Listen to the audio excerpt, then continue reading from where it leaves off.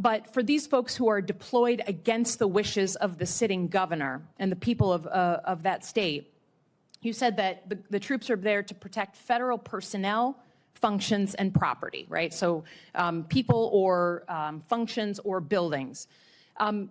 If you were asked to approve the placement of uniformed military on and around polling locations for a federal election in 2026, what would your legal judgment be of whether those uniforms could do that?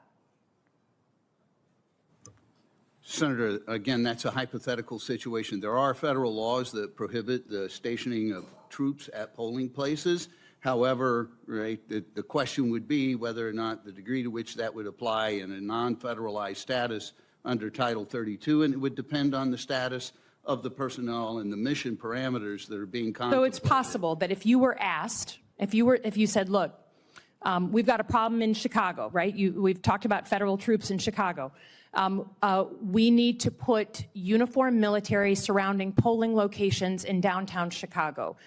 Are there circumstances in which you would approve that?